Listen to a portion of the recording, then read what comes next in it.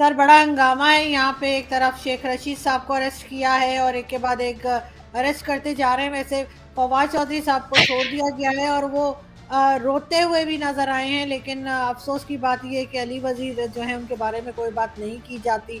साथ साथ IMF वाले भी यहाँ पर कुछ शर्तें लगा रहे हैं। किस तरह देख रहे हैं सर आप सारी सिचुएशन को? और पेशावर के बारे में ये भी कहा जा रहा है कि पूरी बिल्डिंग या जो मस्जिद थी पूरी वो जब गिरी है और उसकी छत भी गिरी है।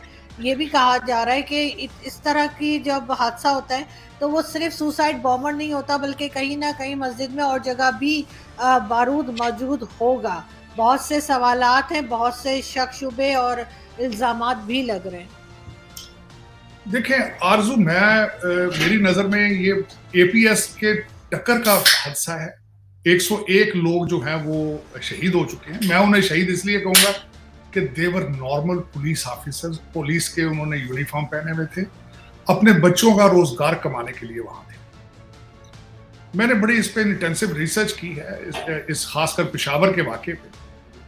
अब मैं जो पेशावर के वाकये के बारे में बताना चाहूंगा कि एक तो वो पुलिस यूनिफॉर्म में आया, मोटरसाइकिल पर आया, 12 किलो उसके पास वो बारूद था और उस बारूद के अंदर उन्होंने एंटी डेमोलिशन, जो बिल्डिंगें गिराने के लिए जो एक बारूद इस्तेमाल होता है वो भी इस्तेमाल किया गया।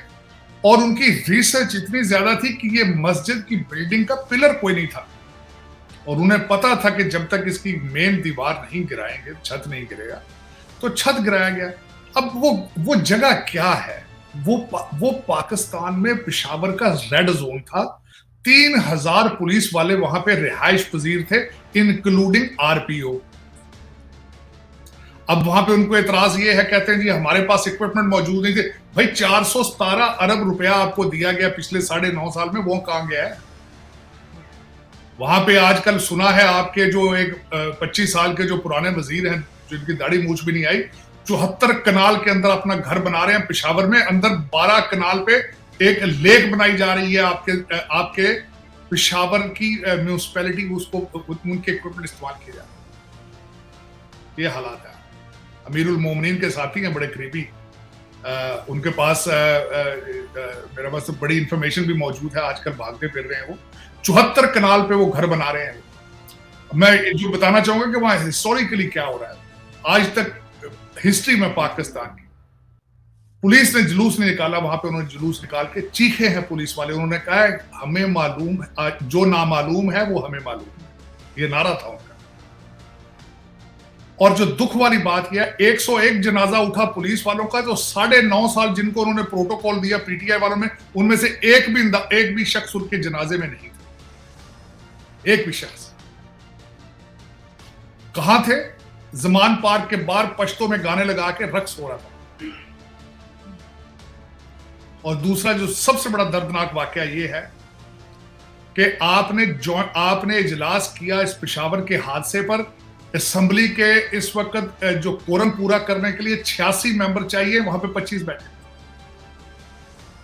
वहां पे आपके एक MNA हैं सूबा सरहद से, नूर आलम साहब, वो रोए हैं, चीखे हैं। उन्होंने कहा ये आगे इजलास पे मैं तकरीर कर रहा हूं, पीछे MNA बैठ के हंस रहे हैं, अपने सेल फोनों पे बैठे बातें कर रहे हैं। ये आपके संजीदगी के हालात। दूसरी जो हमारी क्वीन लैंड हो चुकी है, लंदन से वापस आ चुकी हैं, वो बहावरपुर में उन्होंने जलसा किया तो वहां गानों से शुरू किया सब कुछ। और मैं ये सब बताना ये चाहूंगा, मैं बल्कि ये चाहूंगा अब मैं जो अगला फिक्रा आपको बताने लगा हूं आरजू, ये is very related to you as well और एवरी पाकिस्तान।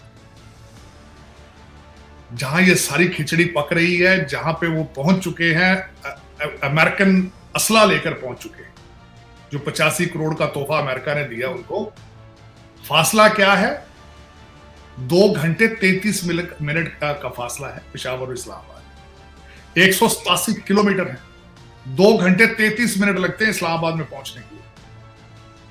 जहां आप सारे अभी पार्टी कर रहे हैं, आप मजाक कर रहे हैं, ये बहुत लम्हा फिक्रिया है। सोचना चाहिए कि आप कहां जा रहे हैं। और आज तो खैर आपके डिफेंस मिनिस्टर साहब ने भी इस चीज का वो इतराफ किया है कि भाई इस तरह के वाकयात तो भारत और इजराइल में भी नहीं होते कि इबादत खानों के अंदर घुस के मारा जाए। तो इस वक्त अलमान है आप खुद ही इस वक्त मेरी नजर में दुनिया आपसे ज्यादा फिक्रमंद है बजाय कि पाकिस्तानी ज्यादा फिक्र। तो आपको कोई फिक्र नहीं पाकिस्तान की, लोग परेशान है आपके हालात देखकर। लेकिन सर ये भी तो कहा जा रहा है कि एस्टेब्लिशमेंट की तरफ भी इशारा हो रहा है, फौज की तरफ भी, कि ये जो ब्लास्ट हुआ है और ये जो हादसा हुआ है इसमें आर्मी इन्वॉल्व है और इसकी वजह यही है कि आईएमएफ का लोन भी आने वाला है और अटेंशन भी डाइवर्ट करानी है, ये भी बताना है कि जी हम बड़े मजबूत हैं और हम बड़े हिफाजत कर रहे हैं पाकिस्तान की, हमारी ज़रूरत है, अपने आप को नुमाया करने के लिए किया गया है। नहीं, मेरे ख्याल में सर ये तो हर एक एग्जैजुरेशन होगी इस तरह की तो बात करने की, लेकिन देखें मेरी नज़र में जो आप लोगों ने 100 बंदा छोड़ा था, 100 बंदों को रिहा किया था आपने टीटीपी के लोग, मैं आज उसी के हवाले से 2 लोगों के नाम लेना चाहूंगा। एक का नाम मुस्लिम खान है, एक का नाम महमूद खान है। दोनों स्वात से थे, 35 लोगों के मर्डर्स के उनके ऊपर चार्जेस थे।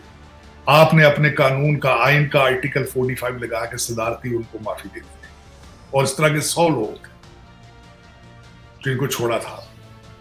तो उसमें देखें, इससे 14 जनवरी को भी एक थाने के ऊपर अटैक हुआ था। 14 जनवरी को भी सरबंद थाना था, वहां अटैक हुआ था आपका, और वहां पे डीएसपी सरदार खान उनका नाम था। 2 किलोमीटर के फासले से उन पे अटैक हुआ था रात के अंधेरे में। तो जब उस पे 2 से 2 जब जमा करते हैं तो थर्मल टेक्नोलॉजी इस्तेमाल की और नाइट विजन गॉगल्स के साथ जो हमारे अमेरिकी भाई वहां छोड़ के आए हुए, वो पहुंच रहा है सारा कुछ इस्लामाबाद आपके पाकिस्तान में। मैं नहीं समझता कि एस्टेब्लिशमेंट ये करेगी या इस हद तक कर सकते हैं, जा सकते हैं। मैं इस चीज को जब तक खुद जिसको देखूं ना पढ़ूं ना उसके बारे में, मेरे लिए तो समथिंग न्यू है। लेकिन जो कुछ भी हो रहा है पाकिस्तान के लिए जरूरी, आपको 2 चीजों की असल सख्त जरूरत है कि आप दहशतगर्दी के खिलाफ और इकानमी के खिलाफ आपके पास एक रोड मैप होना चाहिए, और उसमें कोई शामिल आपके साथ होते हैं या नहीं होते कोई फर्क नहीं पड़ता। जिन्होंने पाकिस्तान के लिए, आपको इस वक्त चाहिए ये शख्सी जो पूजा है लोगों की छोड़ के पाकिस्तान के बारे में सोचना चाहिए, जो मैं समझता हूँ इस वक्त आपकी असल जरूरत है। दूसरा, आईएमएफ वाले बैठे हैं, मेरे ख्याल में तो 9 फरवरी तक बैठेंगे, करेंगे वो अपना 7 बिलियन का पैकेज है जिसके बारे में वो अपने रिव्यू के लिए आए हैं, नवा रिव्यू है उनका। लेकिन उन्होंने जो पैसे देने हैं उससे पाकिस्तान में, तो ये आपके जो उमरा हैं, जो आपकी रूलिंग एलीट है, वो तो नाश्ता ही सिर्फ कर सकते हैं उन पैसों से, उससे ज्यादा तो कुछ आएगा नहीं। हाँ, ये है कि उसमें आपके सऊदी अरेबिया वाले और आपके जो यूएई वाले मामू हैं वो आपको पैसे दे देंगे, तो उससे आप 4-6 महीने मजीद आगे निकाल लेंगे। इससे ज्यादा क्या है? देखिए, ना तो आपके आज तक किसी से मैंने कानों से सुना है कि इम्पोर्ट किस तरह रोकनी है, एक्सपोर्ट किस तरह बढ़ानी है, इंटरनेशनल इन्वेस्टमेंट किस तरह लानी, बच्चों को पढ़ाना किस तरह, और दुश्मन के बच्चों को कहते हो पढ़ाना, अपने बच्चे तो पढ़ा लो यार। अपने बच्चों को जिहाद पे छोड़ रखा है तुमने, अपने बच्चों को इंग्लिश मैथ सिखाओ यार। तुम ये जो अपनों को जिहाद सिखा रहे हो, दूसरों को दुश्मन के बच्चों को पढ़ाना है तुमने। अब किसके बच्चों, अपने बच्चों को पढ़ाओ पहले यार, खुद पढ़ो पहले, सबसे पहले। आज मुझे इतना दुख के साथ ये कहता हूं, जो मजहब शुरू ही पहले लफ्ज होता है इकरा, पढ़ो लिखो, लेकिन कौम सारी नहीं पढ़े। देखें खूबसूरतियां इनकी। और ना सिर्फ अनपढ़ बल्कि सर जाहिल है, एक तरह की जहालत है, डिग्री लेके भी जाहिल रहते हैं, ये बड़ी प्रॉब्लम है यहाँ नहीं, असल में तरह हकीकत देखें 2-4 चीजें हैं। आपके स्टैंडर्ड तालीम के बहुत खराब हैं, वहां पे कोई पढ़ाई नहीं है। जो आपके रूलिंग एलीट है वो बच्चे उनके सबके इंग्लैंड अमेरिका चले जाते हैं। यहाँ जो टूटी फूटी डिग्रियां ले रहे हैं वो भी कोशिश करते हैं भाग जाएं कनाडा और ऑस्ट्रेलिया चले जाएं। बस जो लोग बेचारे वीजे की एप्लीकेशन भी भर सकते वो बैठे हैं पाकिस्तान में, वो धक्के खा रहे हैं। कभी वो डीजे बट के जलसे में चले जाते हैं, कभी वो ताउला के गाने सुनते हैं, कभी अबरारुल्लाह के सुनते हैं। बस उनके लिए खान साहब ने एक थिएटर खोल रखा है, वो चल रहा है काम। तो सर शेख रशीद साहब को किस लिए गिरफ्तार किया गया है? वो तो हीरो बन गए उसके बाद। उन्होंने तो लगता पूरी मूवी बना दी, पठान मूवी 2 चल रही। वो तो पठान 2 बना दी शेख रशीद ने भाई। क्यूबन सिगार पी के तो थाने में बैठे हुए, तस्वीरें बाहर निकल रही, अली वजीर मिल नहीं रहा, बेचारा एमएनए भी जमानतें भी हो चुकी, उसका तो डोमिसाइल जो है उसके लिए गुनाह बन गया है। ये शेख रशीद को तो इसने तो पठान 2 बना दी भाई। सिगार मुंह में है तो हथकड़ियां उठा के कहता है हथकड़ी मेरा जेवर है, जेल मेरी ससुराल। वाह भाई वाह वाह। सर कहते भूख हड़ताल पे जा रहा हूँ भाई, 400 पाउंड वेट है उसका, कर दे 2 महीने ना खाना खाए तो क्या, कौन सा मर जाना है उसमें, भूख हड़ताल का क्या फर्क पड़ता है। ये तो नमूने हैं। 16 दफा वजीर रह चुका है, अंदाजा रखें। अखलाकियात की हालत ये है कि पकड़ा हुआ है। नहीं, मैं तो समझती, आप कहती पकड़ा हुआ, मैं तो नहीं समझता पकड़ा हुआ। थानेदार को धक्के मार रहा है वो, साथ कैमरे पे उसी वक्त उसने बिलावल भुट्टो को फिर रगड़ा है उसने। हर 10 मिनट बाद उसकी तस्वीर निकल रही है थाने से बाहर। आप कहते पकड़ा हुआ है। मेरे ख्याल में तो उसकी मार्केटिंग हो रही है, उसको तो इन्होंने हीरो बनाया है। कौन कहता पकड़ा हुआ? मैंने आज इंटरव्यू सुना है हनीफ अब्बासी का, उसने कहा पकड़े तो हम गए थे, 6x6 के सेल में पड़े हुए थे हम 6-6 महीने। ये कौन सा पकड़ा हुआ? वो ये तो लाडले हैं भाई, ये तो लाडले हैं ना। देखे ना वो, आप मुझे ये बताएं, फवाद हुसैन को पकड़ दिया है, बात करते ना, शेख रशीद को कहते जी पकड़ लिया है, किस इल्जाम में? आसिफ जरदारी के। और जो मास्टरमाइंड है पीछे अमीरुल मोमिनीन, उसको नहीं पकड़ते।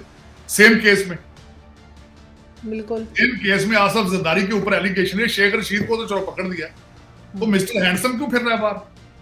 और आप दूसरा कह रही है ना कि फलां छूट गया, फलां छूट गया। मेरे इंफॉर्मेशन के हिसाब से 5 लोगों के नाम निकल आए हैं, बड़ी जल्दी पकड़े जाएंगे वो। लेकिन ये सियासत नहीं है, ये जमहूरियत भी नहीं है, सियासत भी नहीं है, ये एक फसाद है, धोखा है, फ्रॉड है। देखिए अब नून लीग के अंदर जो इंतशार चल रहा है मौरूसी सियासत पे, आज मैडम ने भी उस पर तकरीर फरमा दी बहावलपुर में। मौरूसी सियासत जो है वो तो भाई बहुत अच्छी चीज है, हम सारा कुछ एक ही खानदान में रखना चाहते हैं, बाहर क्यों दें? ये तो हमारे बाप की जागीर है, उन्होंने ये फरमा दिया। बड़ी खूबसूरती से अपने अपने तरीके से कौम को बेवकूफ बना रहे हैं और कौम बन रही है। लेकिन सर उनकी पार्टी के लोग तो शोर मचा रहे हैं, चाहे वो शाहिद खाकान अब्बासी हो या दूसरे लीडर्स, उनको बात पसंद नहीं आ रही। ख्वाजा साद रफीक, उसने भी कहा दिया भाई उनके जायज, सारी जिंदगी उन्होंने गुजार दी इनके साथ, और इनके आगे बच्चे पैदा हो रहे हैं 15-15 साल के, 20-20 साल के, उनके लिए भी हल्के ढूंढ रहे हैं। सफदर साहब सुना हरिपुर से, हजारे से लड़ेंगे इलेक्शन, बाप उनका कहीं और से लड़ देगा। एक तो बच्चे पैदा किए जा रहे हैं, शादियां किए जा रहे हैं, तो पता नहीं क्या क्या कर रहे हैं, तो बाहर तो किसी को दे ही नहीं रहे।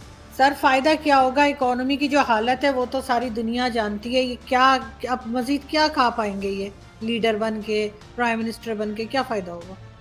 नहीं देखें, इनके लिए तो पैसे आएंगे ना भाई, ये डॉलर वालर ये आ रहे हैं, IMF वाले